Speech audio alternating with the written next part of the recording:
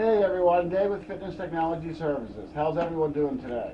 So we're going to do a little video on how to adjust your walking belt. Should have done this a long time ago, but sorry, just getting around to it now. So right now you can see our belt is running way farther over to the right than it is to the left. So when that happens, that means this belt is either through wear, through you walking a little more on one side than the other, or just maybe the treadmill being at a slight angle. So once you see this, this belt has only come over here for whatever reason, but it's come over here because the belt is stretched a little bit. So the easiest way to look at a walking belt on how to adjust it is whatever side the belt is going to, you would go to that side. In that case, this is the right hand side, and tighten this. So I usually run the machine, it's running about 1.3 miles an hour. You can run it at 1 or something nice and slow, so just in case you feel uncomfortable, you don't want to mess it up permanently. It's kind of hard to, but most of the times when you see this in manuals, it tells you to adjust both sides of the belt, but that really isn't the answer to getting it straight. That's getting the answer to it maybe slipping, but right now we're going to try and get it straight. So we're going to go to the right hand side because that's the side it's going to. Then I'm just going to turn it one full turn. Your Allen wrench may be different. Different manufacturers, Sol, NordicTrack, Proform, they all use different size Allens. That usually comes with your startup package when you first get your treadmill. Alright, so we need to let that run for a couple of minutes.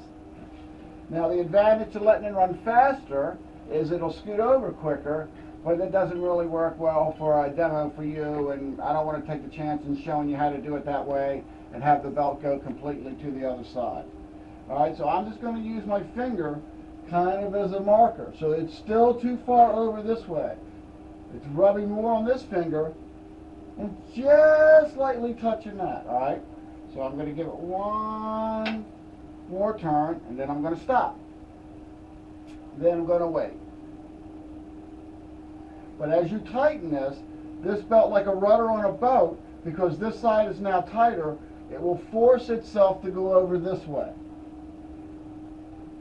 Ah, that's pretty close right there.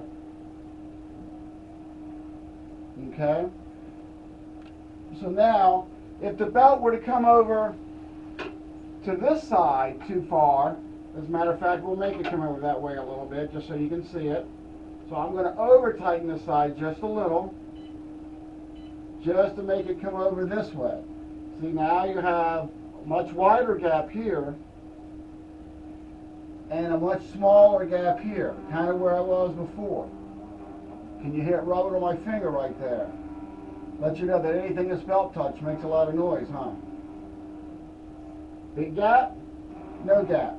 So I'm going to go over to this side and I'm going to tighten it. Just one turn.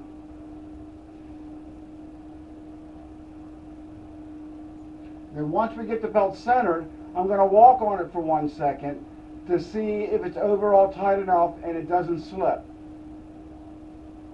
Walking on it and getting the slip out of it while you're walking on it probably is the best way to check that. Alright, so while this straightens up, I'm going to get my tennis shoes on so that I can walk test this bad boy. Alright, that should self-straighten, so I'll be back in 1 second.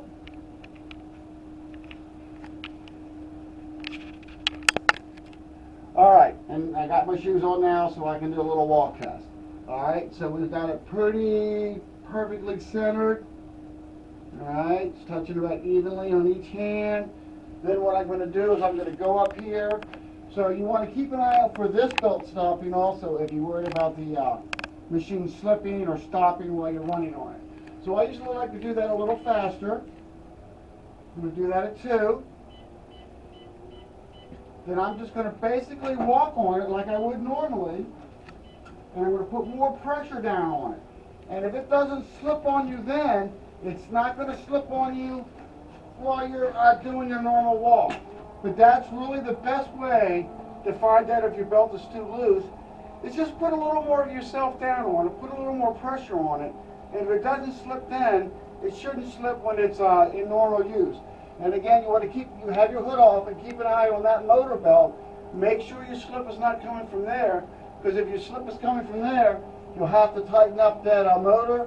Some motors actually aren't adjustable, and you have to replace the belt. But that's the best way to check for your belt slipping, and the best way to adjust your motor belt and your walking belt. All right, thanks.